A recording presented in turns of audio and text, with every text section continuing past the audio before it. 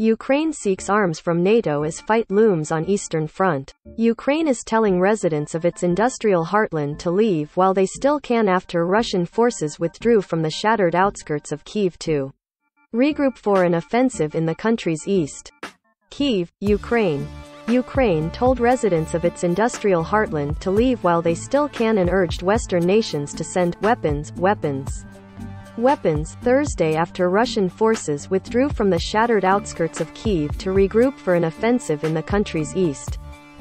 Russia's 6-week-old invasion failed to take Ukraine's capital quickly and achieve what Western countries say was President Vladimir Putin's initial aim to oust the Ukrainian government. Russia's focus is now on the Donbass, a mostly Russian-speaking region in eastern Ukraine. In Brussels, Ukrainian Foreign Minister Dmytro Kuleba urged NATO to provide more weapons for his war-torn country to help prevent further atrocities like those reported in Kyiv's northern suburbs. Ukrainian authorities are working to identify hundreds of bodies they say were found in Bucha and other towns after Russian troops withdrew and to document what they say were war crimes. My agenda is very simple. It's weapons, weapons and weapons, Kuleba said as he arrived at NATO headquarters for talks with the military organizations' foreign ministers about Ukraine's fight to defend itself. The more weapons we get and the sooner they arrive in Ukraine, the more human lives will be saved, he said.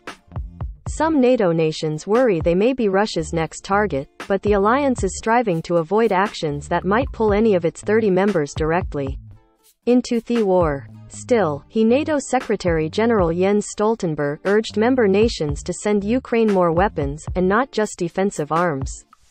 Ukraine is fighting a defensive war, so this distinction between offensive and defensive weapons doesn't actually have any real meaning, he said. Western countries have provided Ukraine with portable anti-tank and anti-aircraft weapons, but they have been reluctant to supply aircraft or tanks plus any equipment that Ukrainian troops would have to be trained to use. Asked what more his country was seeking, Kuleba listed planes, land-based missiles, armored vehicles and air defense systems. A U.S. defense official speaking on condition of anonymity said Russia had pulled all of its estimated 24,000 or more troops from the Kyiv and Chernihiv areas in the north, sending them into Belarus or Russia to resupply, reorganize and likely prepare to return to fight in the east. Growing numbers of Putin's troops, along with mercenaries, have been reported moving into the Donbass, where Russia-backed separatists have fought Ukrainian forces for 8 years and control 2 areas. Ahead of its February 24 invasion, Moscow recognized the Luhansk and Donetsk areas as independent states. Military analysts have said Putin also could be seeking to expand into government-controlled parts of the Donbass. Donetsk Governor Pavlo Kirilenko said at least 5 civilians were killed and another 8 were wounded by Russian shelling on Wednesday. Ukrainian Deputy Prime Minister Irina Vereshchuk urged civilians to evacuate to safer regions before it was too late. Later, people will come under fire, and we won't be able to do anything to help them, Vereshchuk said. Another Western official, also speaking on condition of anonymity to discuss intelligence estimates, said it may take Russia's battle-damaged forces as much as a month to regroup for a major push on eastern Ukraine. Alexander Shputin, spokesman for the General Staff of the Ukrainian Armed Forces, reported Thursday that near Donbass, Ukraine's second-largest city, Kharkiv, remained blockaded. He said Russian forces also were carrying out brutal measures in the southern Kherson region, which they hold. In his nightly address to the nation late Wednesday, Ukrainian President Volodymyr Zelensky said Ukraine, too, was preparing for battle. We will fight and we will not retreat, he said. We will seek all possible options to defend ourselves until Russia begins to seriously seek peace. This is our land. This is our future. And we won't give them up. In areas north of the capital, Ukrainian officials gathered evidence of Russian atrocities amid signs Moscow's troops killed people indiscriminately before. Ukrainian authorities said the bodies of at least 410 civilians were found in towns around Kyiv, victims of what Zelensky has portrayed as a Russian campaign of murder, rape, dismemberment and torture. Some victims had apparently been shot at close range. Some were found with their hands bound. Western officials warned that similar atrocities were likely to have taken place in other areas occupied by Russian troops.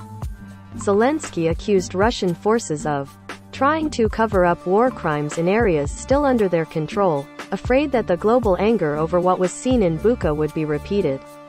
We have information that the Russian troops have changed tactics and are trying to remove the dead people, the dead Ukrainians, from the streets and cellars of territory they occupied, he said in a nighttime video address. This is only an attempt to hide the evidence and nothing more. Switching from speaking Ukrainian to Russian, Zelensky urged ordinary Russians to somehow confront the Russian repressive machine, instead of being equated with the Nazis for the rest of your life. He called on Russians to demand an end to the war, if you have even a little shame about what the Russian military is doing in Ukraine. In reaction to the alleged atrocities outside Kyiv, the U.S. announced sanctions against Putin's 2 adult daughters and said it is toughening penalties against Russian banks. Britain banned investment in Russia and pledged to end its dependence on Russian coal and oil by the end of the year. The U.S. Senate planned to take up legislation Thursday to end normal trade relations with Russia, paving the way for higher tariffs on some imports, and to codify President Joe Biden's executive action banning imports of Russian oil. The European Union is also expected to take additional punitive measures, including an embargo on coal. The Kremlin has insisted its troops have committed no war crimes and alleged the images out of Bucha were staged by the Ukrainians. Bodies were still being collected in the city. On Wednesday, the Associated Press saw 2 in a house in a silent neighborhood. From time to time, the muffled boom of workers clearing the town of mines and other unexploded ordnance interrupted the silence. Workers at a cemetery began to load more than 60 bodies into a grocery shipping truck for transport to a facility for further investigation. Police said they found at least 20 bodies in the Makarov area west of Kyiv. In the village of Andriivka, residents said the Russians arrived in early March, taking locals' phones and detaining and then releasing some people. Others met unknown fates. Some described sheltering for weeks in cellars normally used for storing vegetables. First we were scared, now we are hysterical, said Valentina Klimenko, 64. She said her husband and 2 neighbors weathered the siege by sleeping on stacks of potatoes covered with a mattress and blankets. We didn't cry at first. Now we are crying. In the southern port city of Mariupol, Mayor Vadim Boychenko said that of the more than 5,000 civilians killed during weeks of Russian bombardment and street fighting, 210 were children. Russian forces bombed hospitals, including one where 50 people burned to death, he said. Boychenko said more than 90% of the city's infrastructure was destroyed. The attacks on the strategic city on the Sea of Azov have cut off food, water, fuel and medicine and pulverized homes and businesses. British defense officials said 160,000 people remained trapped in the city, which had a pre-war population of 430,000. A humanitarian relief convoy accompanied by the Red Cross has tried to get into the city for days, without success. Capturing Mariupol would allow Russia to secure a continuous land corridor to the Crimean Peninsula, which Moscow seized from Ukraine in 2014. Alexander Stashevsky and Kara Anna in Bucha, Ukraine, Edith M. Lederer at the United Nations, Uras Karmanow in Lviv, Ukraine, and Associated Press journalists around the world contributed to this report. Follow the app's coverage of the war at https://apnews.com/hub/Russia-Ukraine.